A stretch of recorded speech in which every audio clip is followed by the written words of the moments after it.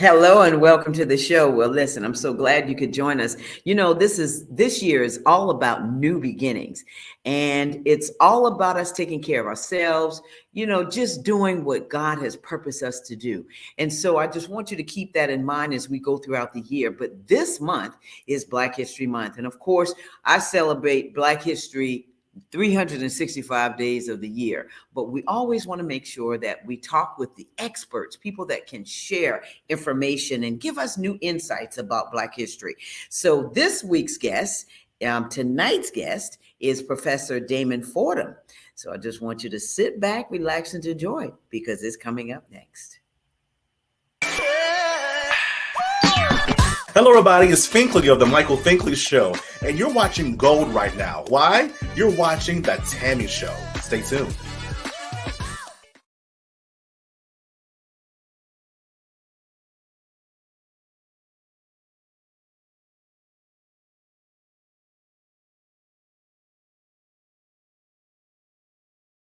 South Carolina who deserve to be remembered for their unselfish commitments and sacrifices. Enjoy an immersive and entertaining virtual tour. For more information, visit www.cecilwilliams.com.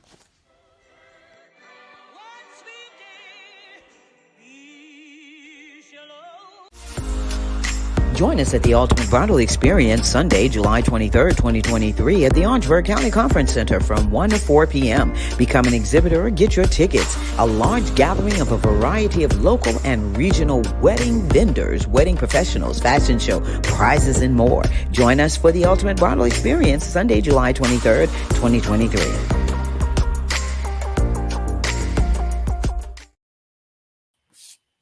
Welcome back to the show. Well, we've got a great show planned for you. I told you this is all about Black History Month. And to kick off the month, I have none other than a dear friend of mine.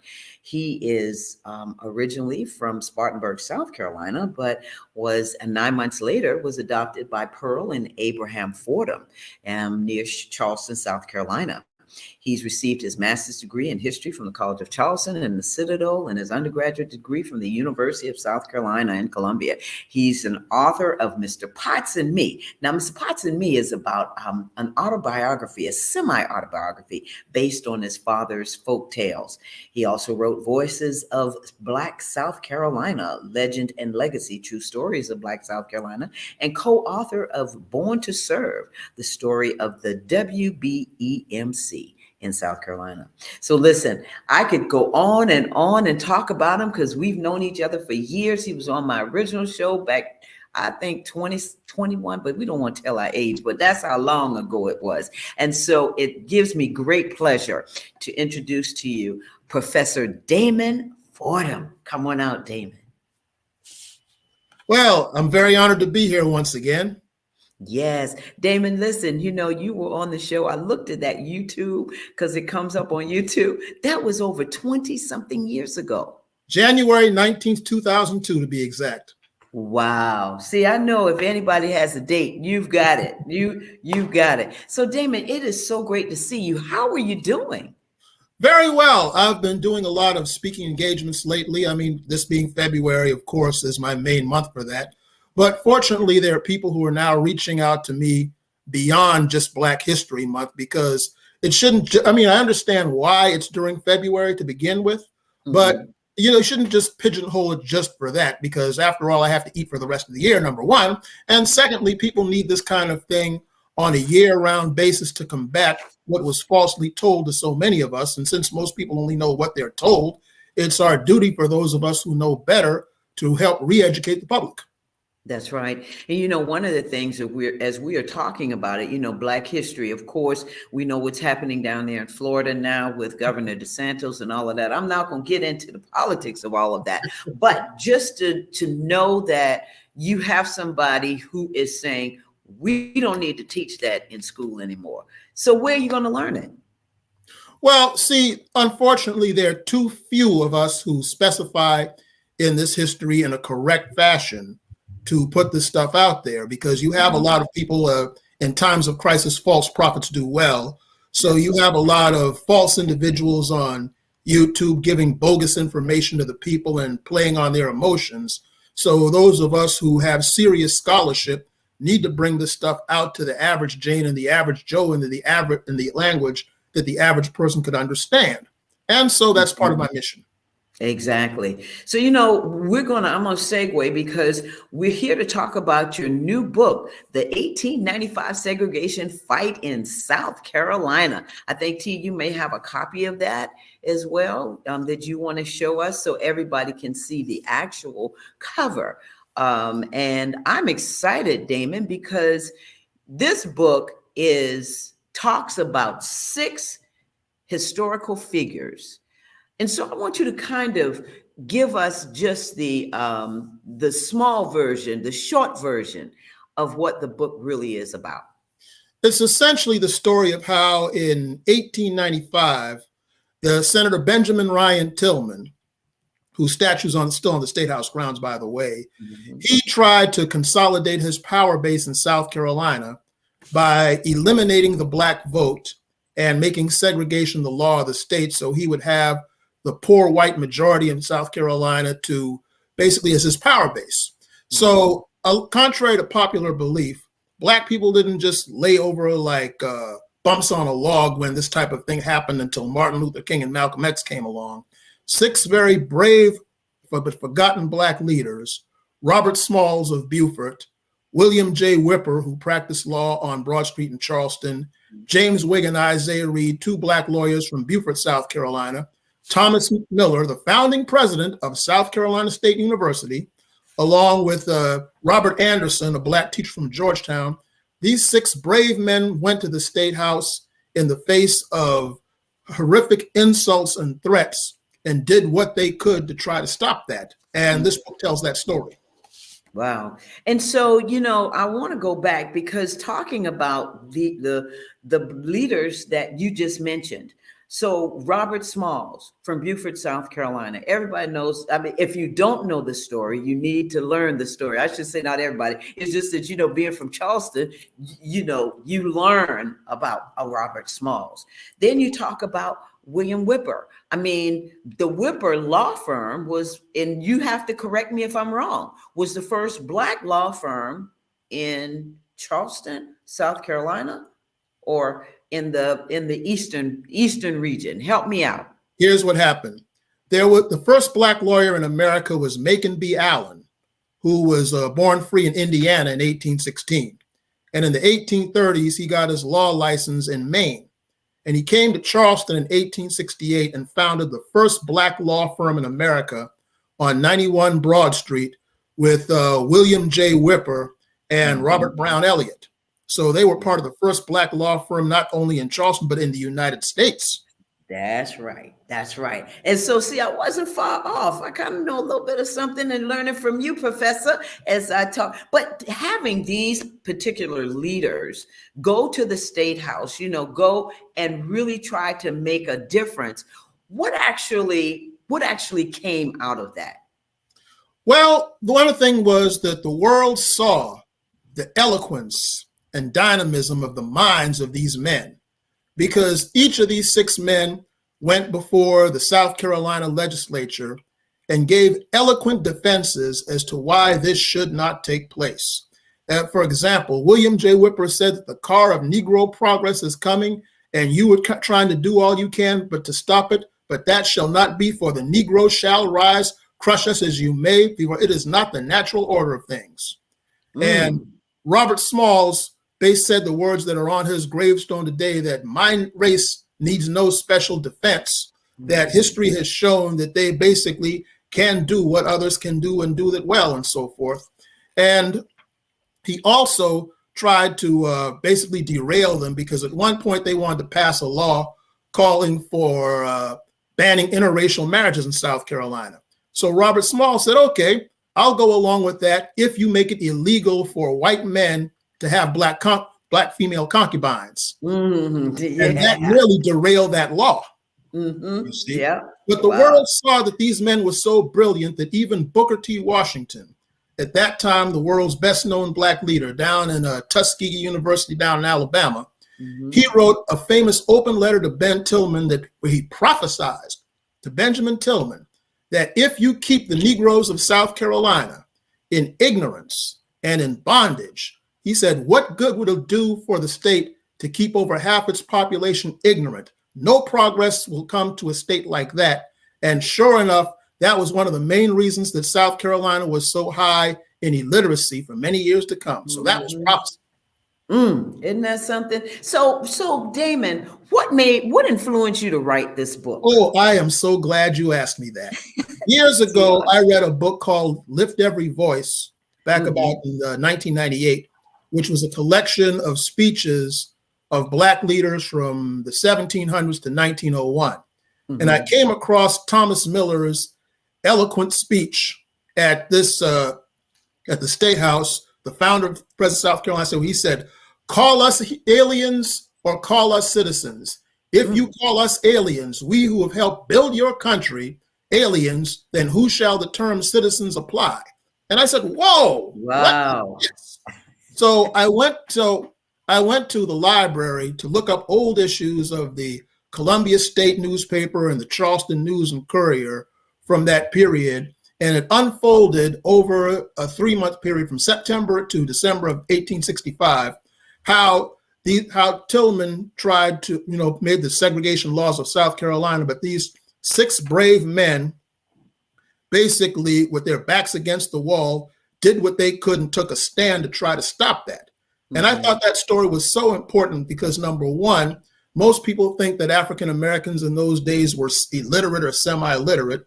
And number two, it goes to show that people actually did something to try to stop that mess when it was happening back then.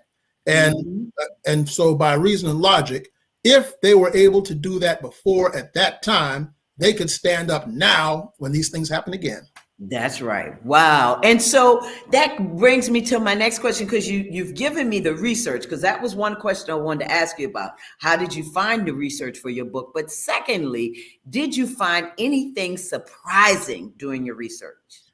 Well, the whole story was surprising to me, really, because even though I've been a bookworm all my life and I've always learned more in the library than I did in the classroom, this was a story that I'd never heard before. And as a South Carolinian, it touched my heart to know that these men got up and did what they did. And not surprisingly, though, that story was edited in the South Carolina history books that were used in classrooms until 1984, saying that basically that the state was under ignorance during Reconstruction, and that Tillman did the state a favor by reducing ignorant Black people from voting. That was in our textbooks up until 1984. And so, of course, by then, but when I was a teenager, I was always reading these things, so I knew that wasn't entirely the case. But to see what actually happened, how many people could be inspired by this? And I should also add this too. Many people think this type of history is anti-white history. Let me say this about that. During that period in the South Carolina legislature, when these 6 brave Black men were fighting against that, there were 2 white state representatives, T.E. Dudley out of Marlboro and John Halston Reed out of Georgetown. Those 2 white delegates got up and sided with these Black leaders, saying that it was unconstitutional what the state of South Carolina was doing. It would bring the wrath of the federal government on the state if they passed that law. Wow. Oh, you just froze, but you're back. Can you hear me okay, Damon? Yes, I can. Okay, great. Having said that, a lot of people, when we think about segregation, and I'm not saying anti-white, like as you said, be anti-white, but it's not about anti-white, because you had a lot of white people who were helping and very compassionate towards the cause, as you would say, to desegregate, to not have, Senator Ben Tillman do these types of things that they were doing, and the other senators in South Carolina. I always have this talk with Big Brother David Mack. We always call Charleston the state, and the rest of the state is just a city, but it's Charleston is the state.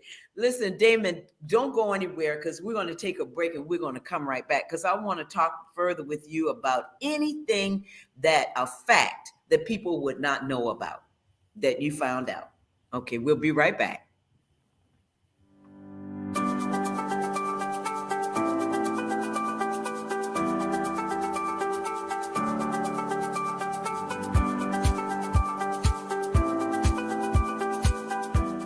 The Orangeburg County Conference Center supports downtown Orangeburg and our surrounding communities. The 6,000 plus square foot space is ideal for groups of up to 400 people attending corporate meetings, conventions, workshops, and special events. Conference Center staff are inspired to ensure that everyone can enjoy the modern amenities. State-of-the-art ballroom that accommodates up to 400 guests banquet style and 430 guests theater style. A warming kitchen with hot boxes, ice machine, refrigerator, freezer, and counter space. A lobby that accommodates 150 guests with special events outdoors.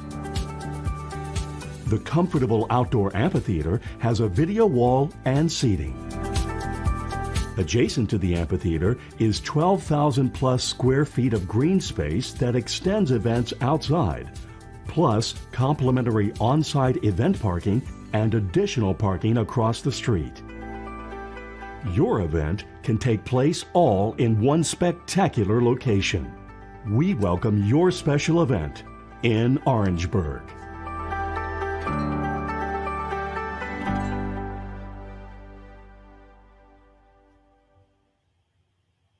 All right, Damon, we are back. If you're just joining us, I'm talking with Professor Damon Fordham. Of course, I call you that, the historian. He's the author of his new book, 1895 Segregation Fight in South Carolina. Damon, as we were closing out for this first half, I wanted to find out from you, what's a fact that most people may not know about that time? Well, this came all about during what was called the Reconstruction era, which was that brief period from 1865 to 1877, where Black people in South Carolina and the rest of the South actually voted and held office for a number of years. In fact, Robert Smalls in 1868, a man who sneaked aboard a Confederate ship to sail himself and his family to freedom during slavery, it was Robert Smalls in 1868 at the Constitutional Convention held right in Charleston on Meeting Street at what's now the J. Waties Waring Judicial Center. It was he on January 23rd, 1868, 155 years ago, got up and said, resolved, all children in South Carolina between the ages of 7 and 14 must attend public school at least 6 months a year under penalty of noncompliance. That was the first public school law ever passed this far south, below the Mason-Dixon line. It was because of Robert Smalls, ex-slave, free man, in the as a representative in South Carolina in 1868. That's why we have public school in South Carolina in the first place. All right, Mr. Robert Smalls. Let me tell you, anybody, if you don't know about Robert Smalls, I'm gonna have to have Damon come back on talk. That's a whole nother story.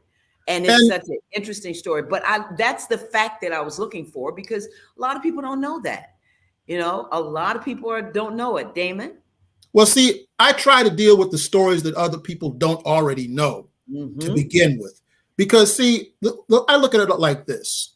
When you look at what these great people did during that time, that time period with so little, if they did so much with so little back in those days, imagine what we could do with so much with what we have now.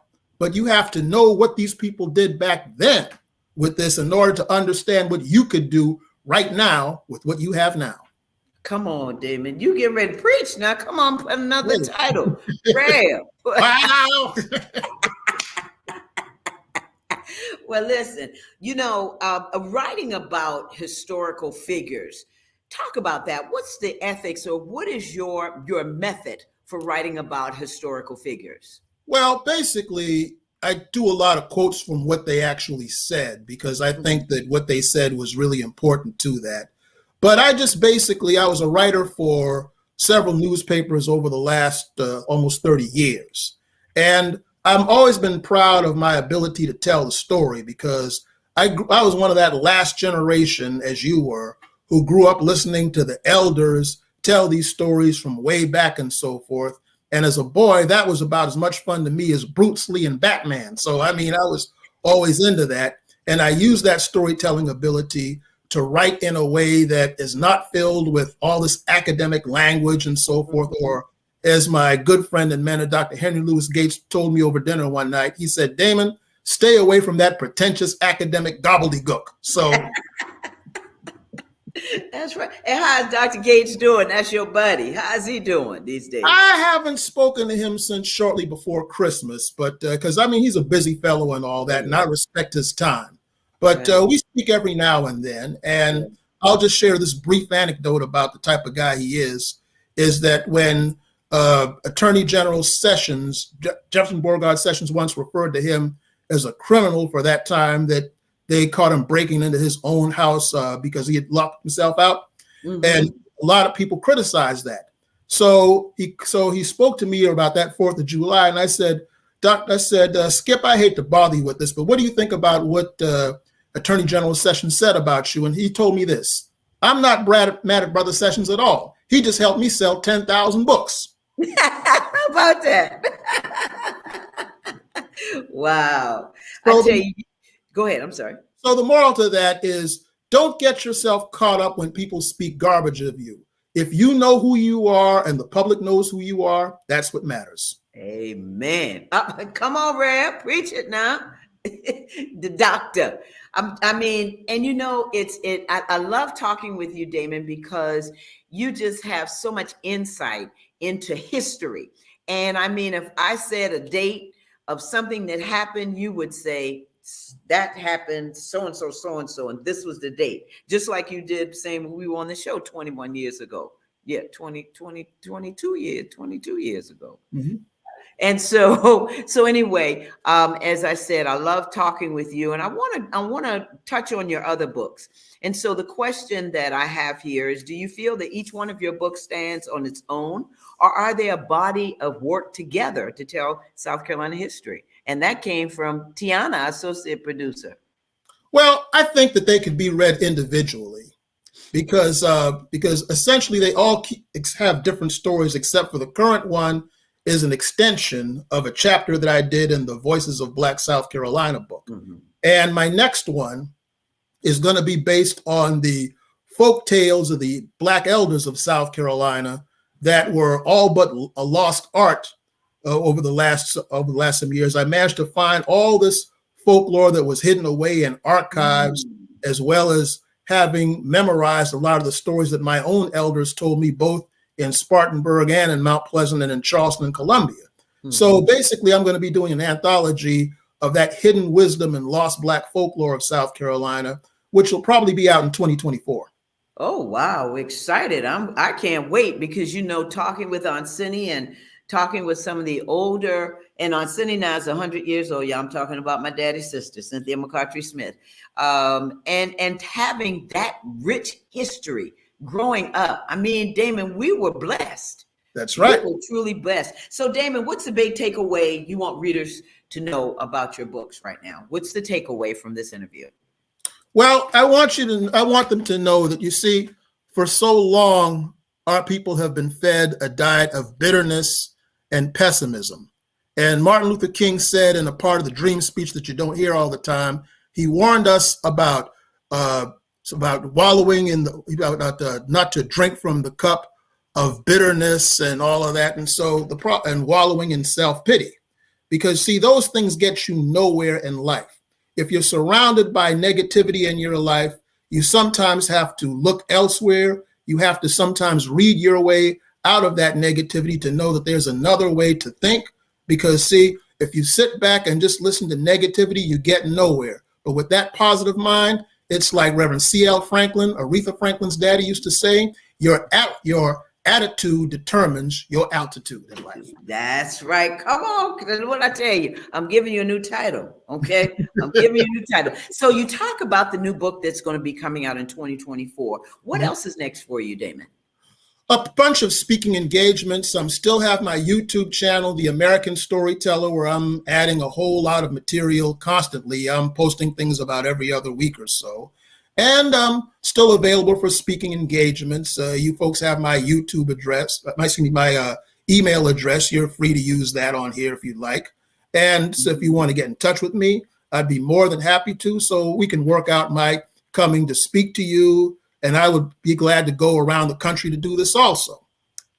Yeah, wow. And so we're going to show your Facebook page, your LinkedIn page, your Twitter, so folks can get in touch with you. Let's show that, y'all. And so folks will be able to reach out to you.